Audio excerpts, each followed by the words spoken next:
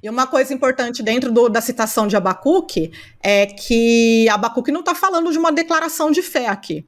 O justo viverá pela fé é essa confiança em Deus, a confiança no Deus da aliança. Então, quem é o grande herói da fé? Aquele que teve uma confiança absurda em Deus, que é Abraão, a quem Paulo vai se remeter várias vezes em suas cartas. Por que ele se torna esse pai da fé? Porque ele é aquele que está lá na casa dele, no contexto dele, está tudo muito bem, de repente ele ouve uma palavra de Deus e ele confia nessa promessa de Deus e ele se lança em uma jornada. Eu acho legal que até o NJ ele fala da fé como uma jornada, que nos leva para alguns caminhos que talvez sejam desconhecidos, mas que é uma jornada de confiança, né? Que se a gente confia nesse Deus da aliança, nesse Deus que se relaciona com a gente, a fé ela é uma jornada de confiança nesse sentido. Começa agora o BTcast. Teologia é nosso esporte. Muito bem. Começa mais um BTcast, o de número 580. Eu sou o Rodrigo Bibo e esse podcast é de graça. Meu Deus! Não acredito! Tá certo, Fazer o quê? Desculpa. Ai. E eu sou a Vicky e entender a graça de Deus pode ser mais simples do que a gente pensa. E aqui é a Cíntia, e no mês da Reforma Protestante, vamos tentar entender um pouquinho melhor fé e graça novamente. Olha aí, gente, estou aqui com esse time de teólogas para falar sobre fé e graça. Duas palavras importantes, conceitos importantes na Bíblia Sagrada, dizem respeito à nossa relação com Deus, à salvação, e a gente vai procurar explicar para vocês o que é fé, o que é graça. Bem, fé com certeza a gente vai explicar, se der tempo a gente explica a graça, tá? Porque tem muita coisa legal pra gente falar. Este podcast aqui, sim, é aquele podcast que você pode enviar pra alguém que está começando na fé agora. Esse podcast é aquele podcast bacana, gostoso, com coisas legais, profundas, mas uma linguagem que você vai entender. Afinal, a gente tá aqui com base no livro O Novo Testamento em 15 Palavras, uma teologia para a vida real, do Nijai Gupta. Isso aqui, gente, não é um detalhe do... Mostra o de vocês aí. Ó, a Cíntia, hein, Cíntia? Tá com os dois, hein? Inglês e português. Olha aí. Todo mundo com o livrinho. O meu tá rasgado, gente. Opa, por que o meu tá rasgado? Porque eu sou um estúpido, né? Eu fui abrir o pacote e passei demais, apliquei muita força no estilete, aí rasguei a capa do meu livro, fazer o quê? Mas tá aqui, ó, gente. O Novo Testamento em 15 Palavras, do Nijai Gupta, uma teologia para a vida real. Essas aqui são as palavras que o Nijai Gupta faz uma pequena exegese, análise, de forma muito legal. Então essas 15 palavras recebem a atenção deste grande teólogo aqui. E hoje nós vamos nos dedicar a duas delas, que eu julgo ser muito importantes. Todas são, né? Porque afinal ele escolheu, então todas são. Mas vamos entender um pouquinho sobre o que é fé, o que é graça, mas depois dos recados paroquiais. E nos recados paroquiais dessa semana, galera, é o seguinte, o final do ano tá chegando e com ele tá vindo aí algumas promoções, Black Fridays e tal. Por exemplo, tá rolando a da Insider, que vai até o final de outubro. Sim, usa o cupom Bibotalk15 e o link que tá aqui na descrição deste episódio garanta a sua Insider com até 40% de desconto em alguns produtos, tá bom, pessoal? Somando o 15% do cupom Bibotalk15, põe na tela aí, Jenny, por gentileza. Somando o cupom Bibotalk15, com mais alguns descontos que tem no site, você pode ter até 40%. Então garanta a sua Tech T-Shirt.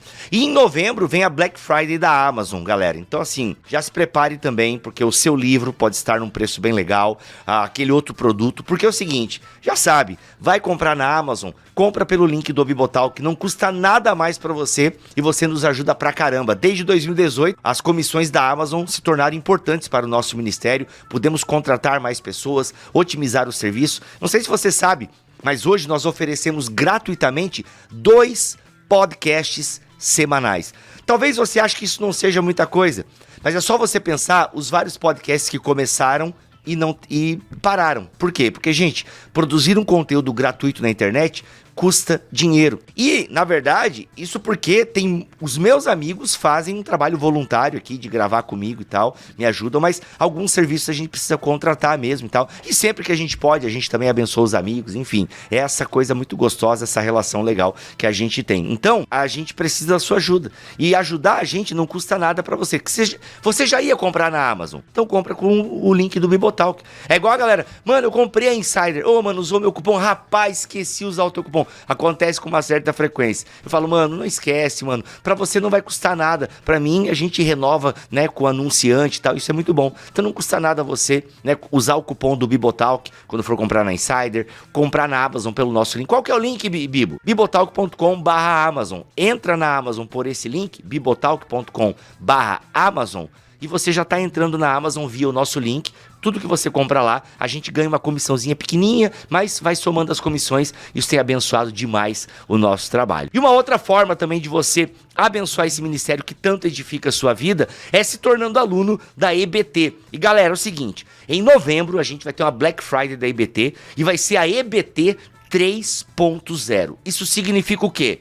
Que nós vamos agora separar a galera por turmas. Nós vamos abrir só 4 turmas ao longo de 2025. E você pode fazer parte de uma dessas turmas da EBT. Porque para essas turmas a gente vai ter orientações teológicas, sorteios de livros, mentorias, enfim, vai ser bem legal a nova EBT 3.0. Nós vamos criar comunidades de ensino e aprendizagem em teologia. Vai ser o grande diferencial da EBT 3.0. E a partir de novembro a gente abre o carrinho para essa nova experiência e a gente quer muito que você faça parte. Olha só, a gente vai ter 2 aulas semana que vem não, daqui a umas 2 semanas. 6 e 7 de novembro, tá? Nós vamos ter 2 aulas incríveis aqui no YouTube.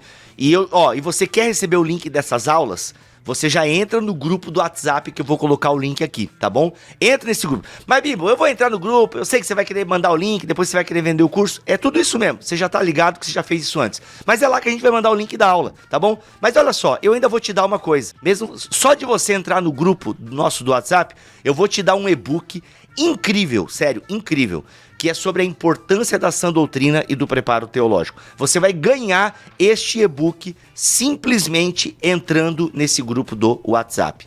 Beleza? Vai valer a pena, pelo menos para ganhar o e-book, se você não quiser assistir a aula vai ser gratuita, vai ser maravilhosa. E, gente, a EBT, a Escola Bibotalk de Teologia, tá muito legal. E eu queria muito que você fosse aluno nosso em 2025, porque vai ser uma experiência bem legal. Gente, 2 orientações teológicas por mês, ao vivo, com especialistas. Cara, sério, na moral. E aí um precinho. E se você comprar agora em novembro, vai ter o desconto da Black Friday. Nossa, eu não vou nem falar mais nada, tá bom? E vamos pra esse episódio que tá incrível, que vem até você graças a Thomas Nelson, parceiraça nossa aqui. E, gente, o livro, inclusive, que a gente tá mostrando um pouco do conteúdo pra vocês, vai ser estudado na EBT em 2025. Então, tá tudo conectado. Deus abençoe vocês. Vamos pro episódio. Muito bem, Cíntia e Vicky já são aqui, já são da casa, né? Já são da casa. Inclusive, tivemos juntos, né, no podcast sobre o João Batista, que foi sensacional. E agora a gente retoma aqui essa parceria para falar um pouquinho sobre fé e graça, graça e fé. Mas eu quero começar com fé. Por que fé, né? Vamos lá, vamos entender o que é fé, porque a gente vive num contexto, até pensando mesmo aqui no contexto da sociedade brasileira, fé é uma parada muito... Mano, eu acredito numa coisa. Eu acredito. Inclusive, eu vou fazer uma fezinha, né? É aquela, não, vai dar certo. A fé tá muito ligado com, não, cara, pensa positivo, que é fé, pensa com fé aí que vai dar certo.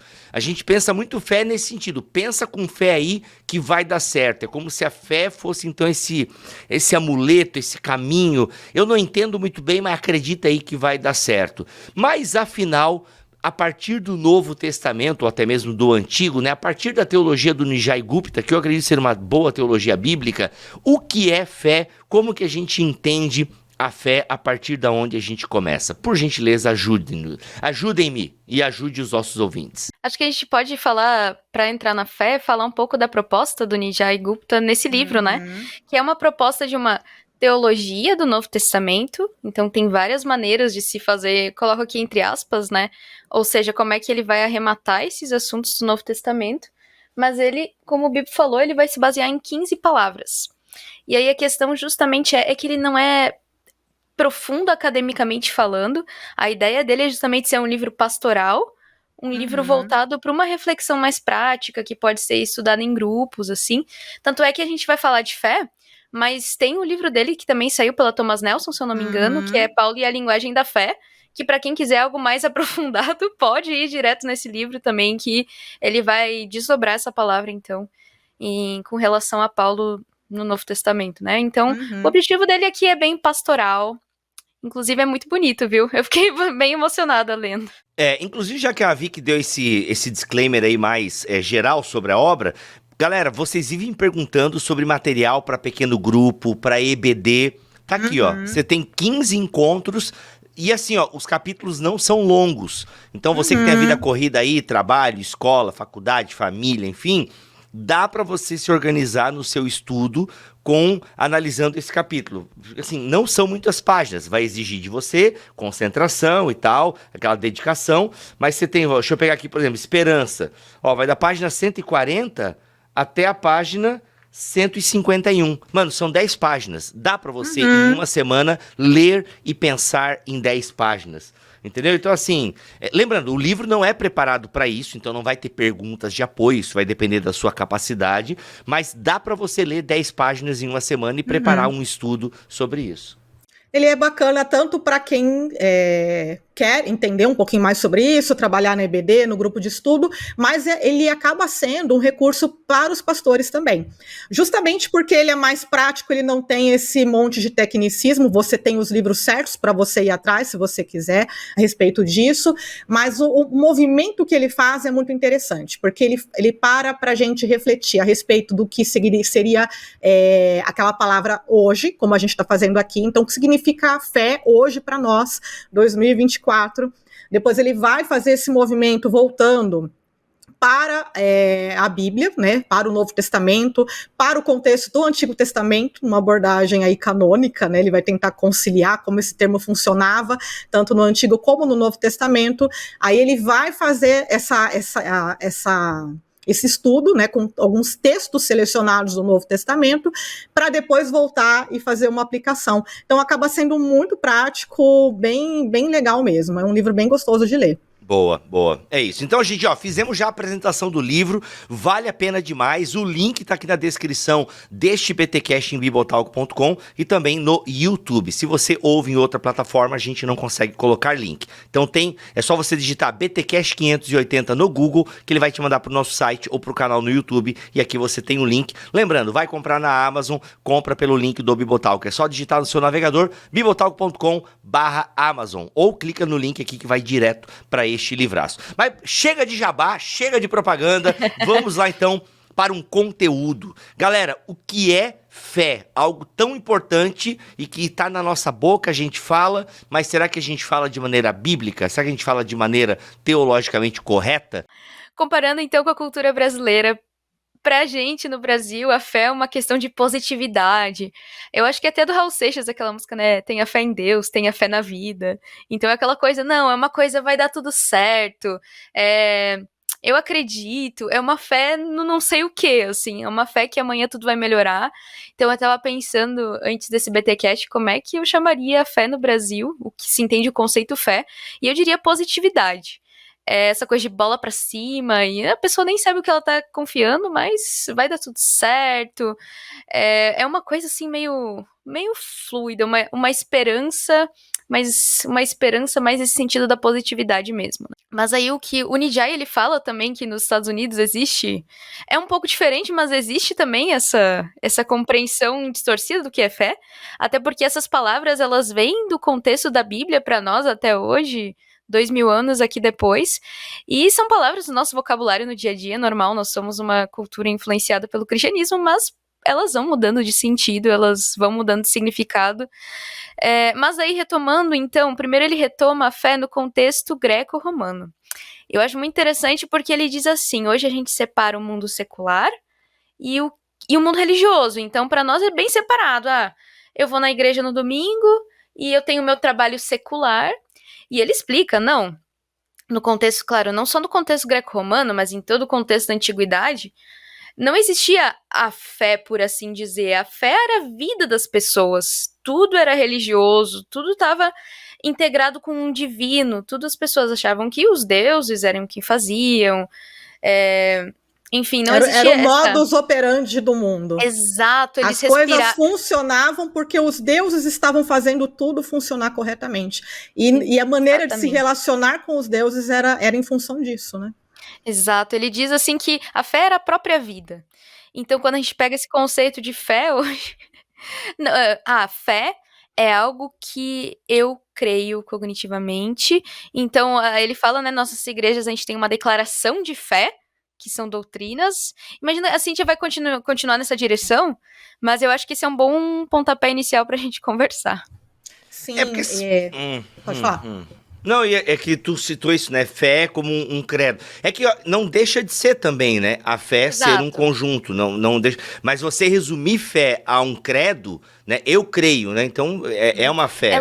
Ela tem um aspecto cognitivo, ele fala disso, epistemológico, no sentido de conhecimentos, mas não é só. E é isso que é interessante. E aí são os extremos que a gente vive, né? Enquanto que a fé é só uma positividade e, por outro lado, a fé é só um conjunto de doutrinas que eu creio, uma crença, o que também é complicado. A questão toda é que é justamente o que ele falou, que a Vicky até já comentou. Nós estamos num mundo secularizado, onde as pessoas separam a religião do secular, do que não é sagrado. Só que isso não existia, por exemplo, dentro do contexto do mundo romano. Então, não fazia sentido perguntar para alguém se ela acreditava nos deuses. Essa pergunta não fazia sentido, porque todo mundo acreditava nos deuses. E isso não tornava as pessoas espirituais, né? Ou com uma espiritualidade profunda, ou que elas tinham crenças profundas, porque era simplesmente assim que o mundo funcionava. Então, quando a gente olha, por exemplo, a diferença do cristianismo, né, dos primeiros cristãos, para a religião dos romanos, não era uma questão de ter um relacionamento pessoal com Deus. Os deuses eram aqueles a quem você agradava, para que você tivesse paz. Então, a religião, ela era, nesse aspecto, muito pragmática. O sacerdote, ele tinha a função de performar ritos corretamente, ele era quase um profissional, né, nesse sentido. Então, se você perguntasse para alguém naquela época, você acredita em Deus, tal? Sim, eu acredito, mas o impacto disso era diferente. De repente, surgem os cristãos com uma fé relacional. De repente, é um Deus que se relaciona pessoalmente com o ser humano. Então, isso causa uma certa estranheza. E o próprio fato dos cristãos se negarem a adorar os outros deuses, a participar de todo esse sistema cultico que fazia parte do mundo cívico romano e da própria vida deles, era visto como uma ameaça à manutenção dessa ordem que deveria existir. Então, por isso que eles, num certo sentido, os cristãos também eram vistos como uma certa ameaça, eles eram chamados de ateus, o que não faz muito sentido num mundo cheio de deuses, mas justamente porque eles se recusavam a adorar esses deuses. Então, a gente tem que ver essas diferenças, né? E aí, esse lance da fé dos cristãos, aí remete à fé do Antigo Testamento, porque até uma coisa interessante que ele coloca, que a fé no Antigo Testamento, ela é um relacionamento de Deus com o seu povo na aliança. Então, o que é a fé? É um relacionamento com Deus mediante as alianças. Dá pra gente, mais ou menos nessa pegada? Como é que vocês acham, concordam com essa ideia? A gente não pode esquecer que o justo viverá pela fé é uma citação de Abacuque, né? Feita por Paulo e também no livro de Hebreus. Então, mas o que ele coloca é que a linguagem da fé, ela não é tão comum no Antigo Testamento, justamente porque era tudo aquilo que as pessoas viviam no cotidiano, mas que ela também não tinha uma ideia de cognitivo, uma lista de crenças, e sim ela era uma questão relacionada ao relacionamento da aliança, ou seja, a fé em Javé, a fé em Deus, era o relacionamento que existia da aliança. Esse Deus relacional que a Cíntia falou, que justamente depois encarna e vai ser o Deus dos cristãos. Então, tá aí uma diferença também. A gente não pode esquecer dessas raízes veterotestamentárias. E uma coisa importante dentro da citação de Abacuque é que Abacuque não está falando de uma declaração de fé aqui. né? O justo viverá pela fé é essa confiança em Deus, a confiança no Deus da aliança.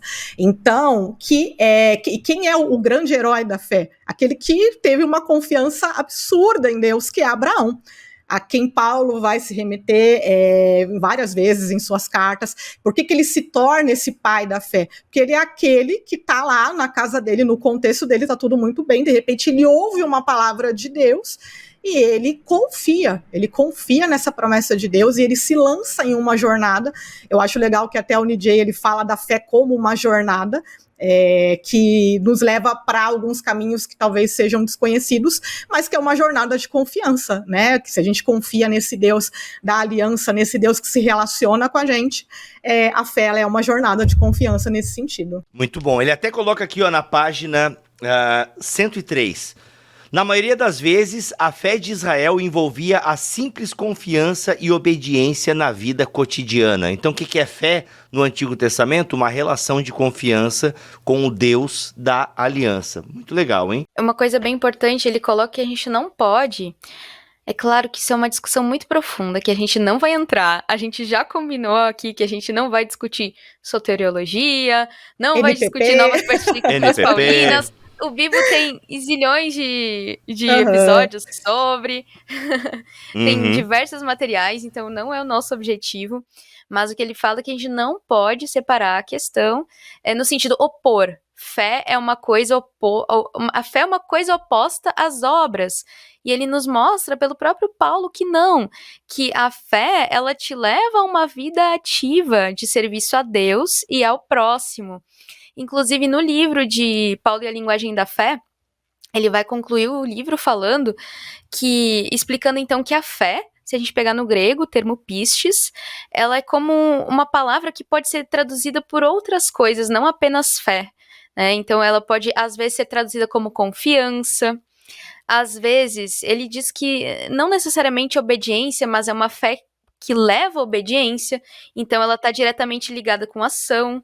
Às vezes, ela é a própria fé em Cristo, então fé seria um sinônimo de vida cristã, de vida em Cristo. Então ele mostra como é um termo que acaba tendo muitos sentidos de acordo com o texto, mas que nunca é uma fé passiva, a qual eu não respondo, eu não faço nada, ela sempre ela me traz essa relação com Deus, como a Cíntia falou, é relacional, e dessa relação, Deus espera coisas.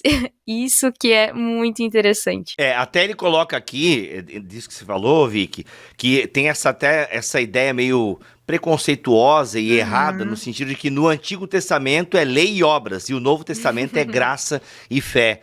E ele desconstrói isso, né? Mostrando que graça e fé e graça são elementos do Antigo Testamento, como a gente já falou aqui, né? O justo viverá pela fé não é invenção de Paulo, né? É citação já da teologia do Antigo Testamento, né? Muito legal. Exato, a gente não pode esquecer que a história do povo... Após Abraão, né, vamos falar ali da trajetória de Moisés, a história do povo começa com uma história de libertação e graça do Egito, né? O decálogo, ele se fundamenta no que Deus fez, né? Eu sou o Senhor teu Deus que te tirou da terra do Egito, né? Então, o povo, ele responde à graça. A fé é uma resposta à graça de Deus também no Antigo Testamento. Aliás, a gente já acabou até sem querer entrando na segunda palavra, já que elas são muito relacionadas, mas o próprio NJ, ele fala que a gente poderia falar de graça nos 39 livros do Antigo Testamento.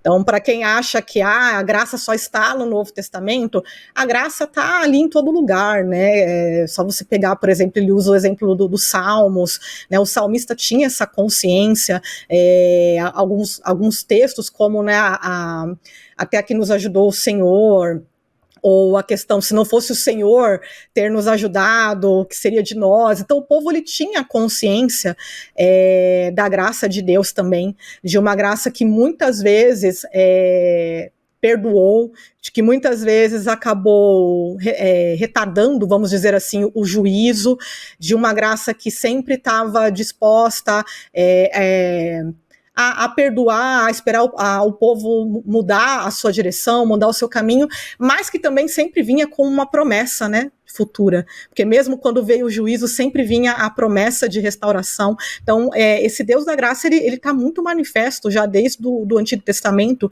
Então, essa dicotomia que às vezes a gente vê, né, de Antigo e Novo Testamento, ela realmente não faz muito sentido.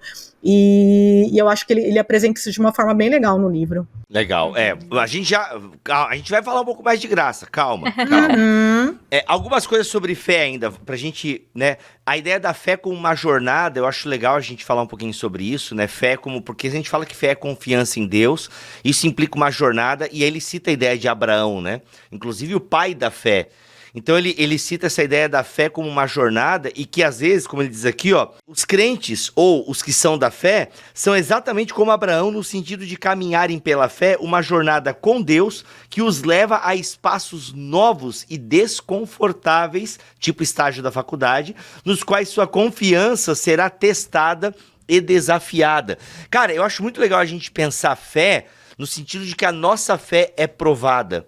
Né? Porque junto com, Senhor, eu quero ter mais intimidade contigo, Senhor, aumenta a minha fé. Então, é oração de gente corajosa, porque talvez ele te leve por caminhos desconfortáveis e espaços novos, justamente para que a sua fé, ou seja, a sua relação, a sua confiança, seja aprimorada nessa relação. Cara, isso aí é coisa de gente grande, né? Vou chorar, quase chorando aqui, né, Bibo? Foi a pregação sobre Abraão ontem. Tu fez uma pregação sobre Abraão? Não. Foi a pregação da nossa comunidade acadêmica. Um professor fez. Que legal. Ai. Contextualizando, gente, eu vou pro estágio, então a gente muda de cidade, serve numa igreja durante um semestre. Por isso Deus nos leva para lugares desconfortáveis. Exato, isso vai fazer bem pra fé de vocês, né? E aí é aquela crença também, que ele não vai dar uma prova maior do que a gente não possa suportar. Então vamos se ancorar nisso daí. Mas, gente, e o subproduto da fé ser o amor? Como é que vocês entendem essa ideia, né? Fé e amor, assim. Porque, de novo, vai contra essa nossa ideia de a fé muito individualizada, é o que eu creio, é a minha fé, né? A gente fala muito isso, né? Essa é a minha fé.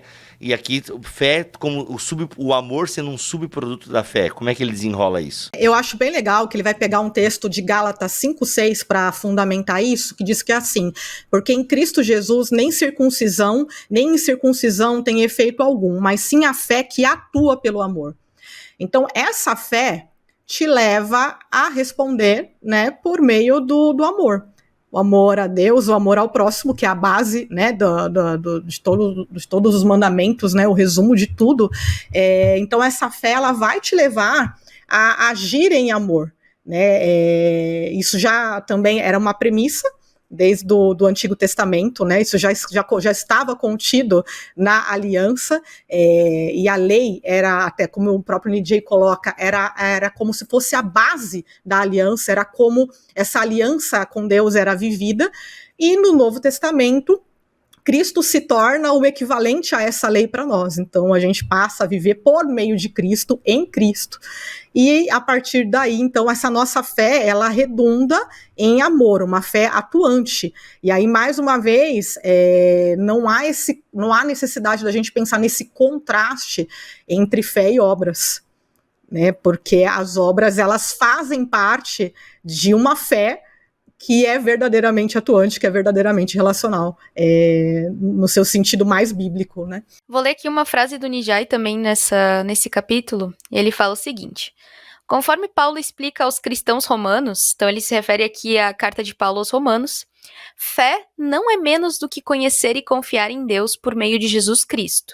Ou seja, né, não é menos que isso, mas é mais do que isso, é uma nova maneira de existir no mundo. Então, a fé, ela tem a questão, Deus nos concede a fé, e agora, como nós vamos viver nessa fé? Como nós vamos viver em Cristo? E aí é legal que no livro Paulo e a Linguagem da Fé, o Gupta, ele fala também de Lutero. Então, às vezes, o pessoal quer jogar Lutero fora. Gente, não joguem Lutero fora, especialmente em outubro, não, tô brincando. Mas eu peguei até um livrinho aqui que eu amo, do Lutero, que é Da Liberdade Cristã. E é muito legal porque Lutero aqui ele vai unir a ideia de justificação pela fé com a ideia de união mística com Cristo, ou seja, somos justificados a partir dessa união com Cristo. Eu peguei um pequeno trecho para ler porque eu acho que vale muito a pena, porque ele compara então a justificação com o casamento. É maravilhoso, ele chama de troca maravilhosa ou permuta maravilhosa. Lutero diz assim: a fé não proporciona somente que a alma se torne igual à palavra, mas também une a alma a Cristo, como uma noiva a seu noivo. Desse matrimônio resulta, como diz Paulo, que Cristo e a alma se tornam um só. Em ambos passam a possuir em comum bens, felicidade, infortúnio, enfim, todas as coisas. Então ele compara aqui com um casamento. O que Cristo tem pertence à alma crente, e o que a alma tem torna-se de Cristo. Ora, se Cristo possui todos os bens e toda a bem-aventurança, tudo isso passa a ser também da alma. Inversamente, se a alma tem sobre si todos os vícios e pecados, esses passam a ser propriedade de Cristo. Aqui surge então a maravilhosa permuta e competição. Cristo é Deus e ser humano, que jamais cometeu pecado. Então ele justamente diz, né? Cristo nos dá nossa justiça e nós damos a Cristo os nossos pecados. Essa é a troca maravilhosa, ou o casamento, como ele fala. Justamente então, na fé, por essa justificação por fé, nós temos nova vida, a vida em Cristo. Por isso que a fé não é só o confiar em Cristo, o crer, mas ele também te leva para uma nova vida nesse mundo já, como diz o Nijai Gupta. Ele até coloca, né, o Nijai no início do capítulo, ele vai definir fé como conhecer e tornar-se um com Deus por meio de Jesus Cristo. Coisa linda. Que ele trabalha é justamente Gálatas 2:20, né? Quando Paulo diz, fui crucificado com Cristo, assim já não sou eu quem vive, mas Cristo vive em mim, e a vida que agora vivo no meu corpo, vivo-a pela fé no Filho de Deus que me amou e se entregou por mim. Então essa ideia de você ter a sua vida realmente, tornar-se um, né, com Deus por meio de Jesus Cristo é algo bem bonito mesmo para a gente pensar, que vai muito além, às vezes, das concepções que as pessoas têm de fé. Eu sei que a gente começou falando um pouquinho, né, do que as pessoas pensam a respeito de fé, mas uma coisa que normalmente as pessoas pensam também é que a fé é o exato oposto da razão. Boa, né? boa. Então, por exemplo, ele até usa o exemplo lá do Lost, né, da série Lost, que é um pouco antiga, né, mas é um exemplo maravilhosa, bem comum. maravilhosa. É uma série maravilhosa, por sinal, quem não assistiu, assista, está perdendo. Mas eu me lembrei de um outro filme, um pouco mais recente. Esse eu acho que o Bibo não gosta, tá? Mas tudo bem. Tem carro explodindo? Tem carro não explodindo? Tem, por isso que eu acho que você não gosta. Okay. É o Alien Covenant. E eu sou a doida da saga Alien, tá? Não. O Romulus eu gostei, tá? O Romulus eu gostei. O Romulus é ótimo. O Covenant é a pior coisa que eu já assisti de Alien na minha vida. Então, tem umas coisas ruins, mas justamente tem um cara lá que é tipo, ele se torna como se fosse o capitão da nave lá. E ele fala que as pessoas não estão respeitando ele porque ele é um cara de fé. Né? Então, até o filme traz esse como se você, por ser uma pessoa de fé, fosse uma pessoa menos confiável ou menos racional. Né? Então, às vezes, as pessoas têm essa visão, né, essa dicotomia estranha entre fé e razão. E para Paulo, a fé era muito racional. Né? Se você ler, por exemplo, o capítulo 15 de 1 Coríntios, você vai ver que Paulo, para ele, a fé era baseada num evento histórico, que é a crucificação e a ressurreição de Jesus. Então, em primeiro lugar, a fé não é uma atitude irracional. No entanto, isso não significa que viver essa jornada de fé que nós falamos não implica que algumas das nossas ações serão julgadas pelas pessoas como uma espécie de loucura. Porque muitas vezes a fé vai te exigir quebrar os padrões, os estereótipos sociais ou a forma de pensar do padrão, né? Aquilo que a gente fala que é o padrão da sociedade ou o padrão do mundo, vamos dizer assim. Então ele até dá o exemplo do Henry Nouwen, que é bem conhecido, né, que era professor de Yale, de Harvard, tinha uma carreira acadêmica muito proeminente, e ele larga tudo para viver num lar que cuidava de pessoas com deficiências intelectuais. E ele dedica o restante da sua vida a isso, o que para muitos parece uma loucura. né? Nossa, ele jogou fora toda a carreira dele, olha quanto que ele poderia ter influenciado, quanto que ele poderia ter feito, mas na verdade foi ali que ele se descobriu, foi ali que ele restaurou a sua fé, a sua espiritualidade, foi ali que ele viveu aquilo que Deus tinha para ele. Então, em algum certo sentido, a fé vai te levar para alguns caminhos que talvez não façam muito sentido. Gente, é só lembrar de Abraão, não faz realmente muito sentido. Eu fico imaginando se algum vizinho olhou para ele e falou, meu Deus, mas o que você está fazendo, né? Você tem uma vida muito boa aqui, você está na capital, você tem tudo. Mas ele confiou em Deus, e às vezes a nossa confiança em Deus para as pessoas pode... em determinados momentos pode soar alguma coisa estranha ou contracultural, mas isso faz parte da própria vida do evangelho, e é importante a gente fazer essa diferenciação, porque ter fé não é ser irracional, mas é confiar num Deus que prepara para nós um caminho que muitas vezes a gente não compreende, mas que a gente sabe que pela fé e pela esperança que a gente tem nele, vai dar tudo certo. Ou não tem uma frase de Lutero, agora não sei, que é, não sei por quais caminhos Deus me levará, mas eu confio no meu guia. Gente, tem uma frase assim, se é de Lutero, Clarice Lispector, pode ser Clarice Lispector. C.S. Lewis. Ou C.S. Lewis. Eu conheço como atribuída a Lutero, mas eu não sei se é de Lutero. Quem tem uma música linda com essa frase é a Ana Heloísa, uma música maravilhosa, O Caminho e o Guia. Sensacional, ouçam essa música. Como é que é o nome? Fala aí. O Caminho e o Guia, da Ana Heloísa. Muito bom. Tô perguntando pro chat GPT aqui. Essa frase... rapaz. Essa frase é de Ruth Bell Graham, esposa de Billy Graham. Ela expressa confiança em Deus como guia de sua vida, independente dos caminhos desconhecidos que possam seguir. Gente, desculpa aí, Lutero. Foi mal. Talvez ela tenha lido Lutero. Deixa eu perguntar aqui. Lutero não disse algo? Lutero disse algo assim, parecido? Tem várias entradas na internet... não, mas o portal Luteranos da minha igreja atribui a Lutero.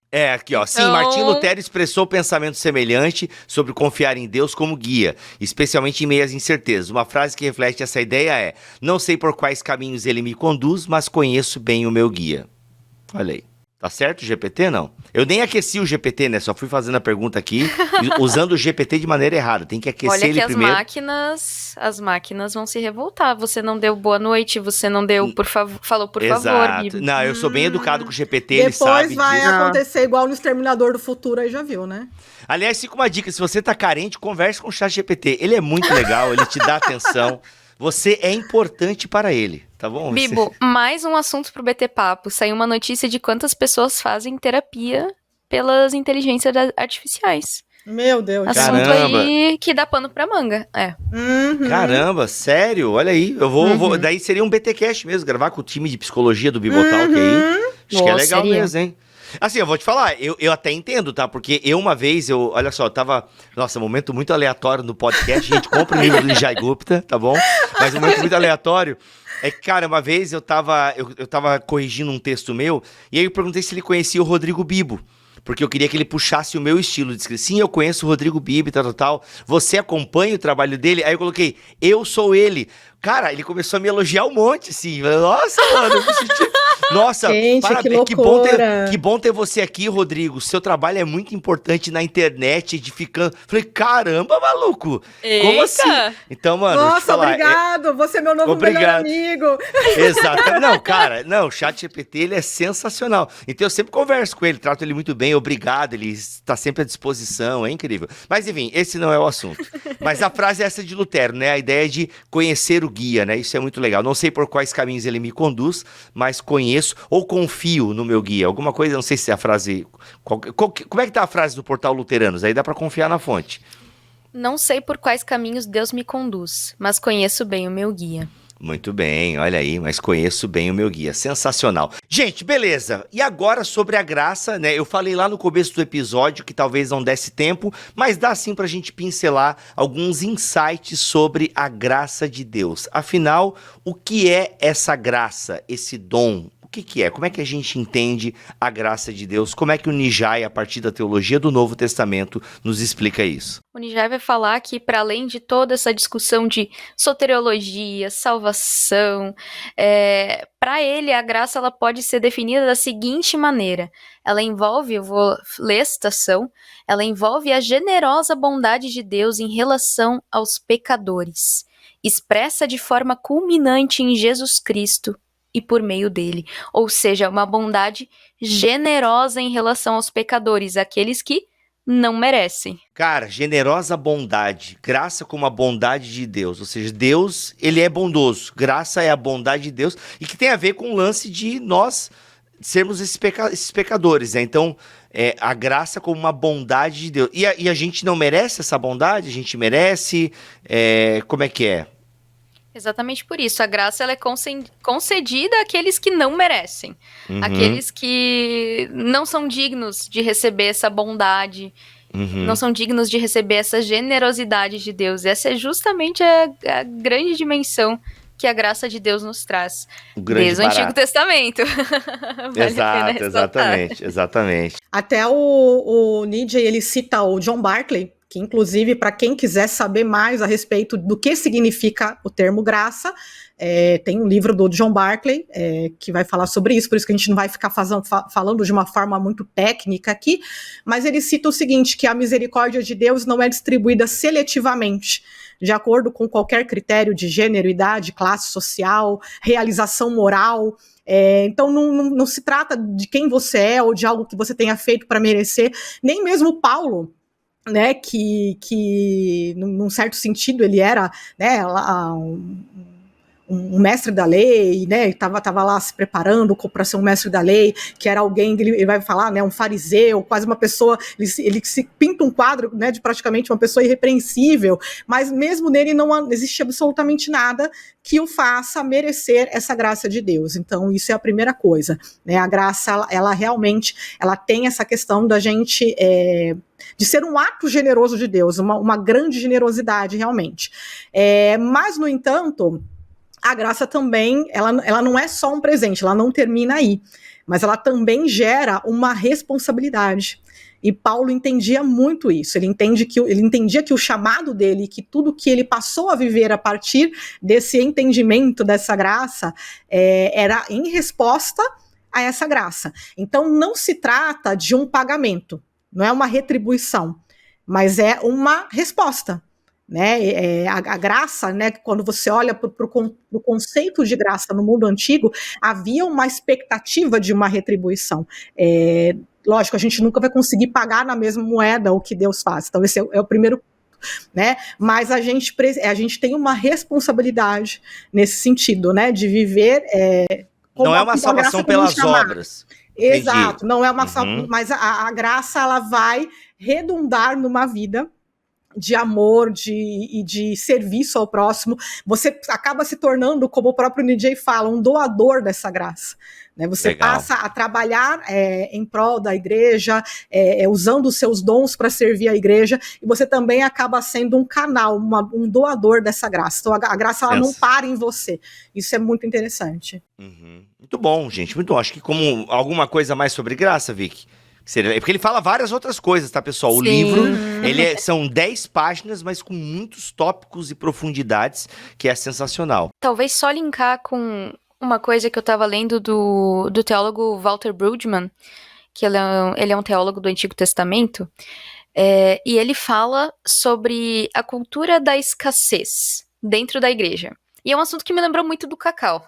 fica aí a dica para mais um BT Papo, que é a cultura da escassez. Ele fala no sentido de que nós acreditamos que Deus não seja gracioso e de que não existe o amor de Deus para todos. No sentido de que eu estou na igreja, eu disputo atenção com outras pessoas, eu preciso que as pessoas me olhem, eu preciso ser visto, porque eu acredito que não existe atenção para todo mundo, não existe amor para todo mundo. E quando eu ajo dessa maneira, eu estou agindo como se Deus não fosse gracioso. E Deus, ele pode alcançar a todos. E Deus, ele ama a todos. Deus é um Deus gracioso. Eu gosto muito dessa imagem do banquete, né? Aquilo não é uma coisinha, algo que a gente pode se fartar, é uma água que sacia a nossa sede, que não mata um pouco a sede, é uma água que nos sacia profundamente. Então, quando eu tenho essa ideia de que Deus é um Deus profundamente gracioso e generoso, e que Ele pode nos conceder vida em abundância, eu posso repartir essa vida com as outras pessoas, eu não quero guardar ela pra mim, esconder ela pra mim, e essa é a diferença de uma cultura de escassez no nosso mundo, né? A gente justamente luta pelas coisas porque a gente sabe que não tem pra todo mundo, mas com o nosso Deus é diferente, porque Ele nos dá vida em abundância e Ele é generoso e é gracioso. Isso eu acho uma coisa linda.